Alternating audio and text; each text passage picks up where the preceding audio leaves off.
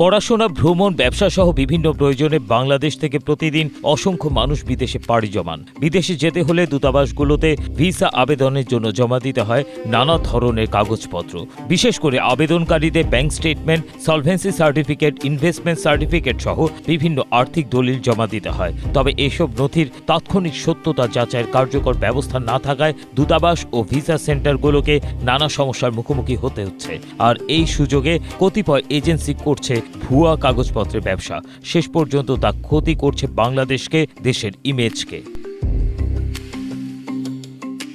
এই প্রেক্ষাপটে মঙ্গলবার বাংলাদেশ ব্যাংক একটি সার্কুলার জারি করে। সার্কুলারের নির্দেশনা অনুযায়ী ভিসা আবেদনের জন্য গ্রাহকদের সরবরাহ করা ব্যাংক স্টেটমেন্ট, সলভেন্সি সার্টিফিকেট ও ইনভেস্টমেন্ট সার্টিফিকেটে বাধ্যতামূলকভাবে অনলাইন ভিত্তিক যাচাইযোগ্য কুইক রেসপন্স কোড বা কিউআর কোড যুক্ত করতে হবে। এই কিউআর কোড স্ক্যান করে কমপক্ষে 5টি তথ্য যাচাই করা যাবে। এগুলো হলো হিসাব নাম্বার, হিসাবের নাম, রিপোর্টের তারিখ, রিপোর্টের তারিখে সমাপনী স্থিতি এবং স্টেটমেন্ট প্রস্তুতের তারিখ।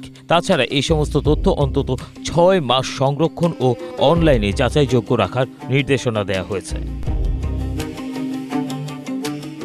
ভিসা আবেদন নিষ্পত্তিতে সময় ও প্রশাসনিক ব্যয় কমানো এবং তথ্য যাচাই সহজ করতে ব্যাংকগুলোর ডিজিটালি যাচাইযোগ্য ব্যবস্থা বিদেশ গমনকে আরও সহজ করবে এবং ভিসার জন্য অপেক্ষার সময়কে কমিয়ে আনবে। বাংলাদেশ ব্যাংক বলছে, নির্দেশনা বাস্তবায়নে ব্যাংকগুলোকে সার্কুলার জারির তারিখ থেকে 90 দিনের মধ্যে প্রয়োজনীয় সিস্টেম প্রস্তুত করতে হবে।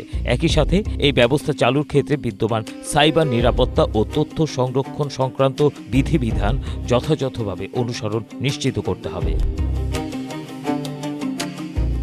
ABM Asaduzzaman, Asia post.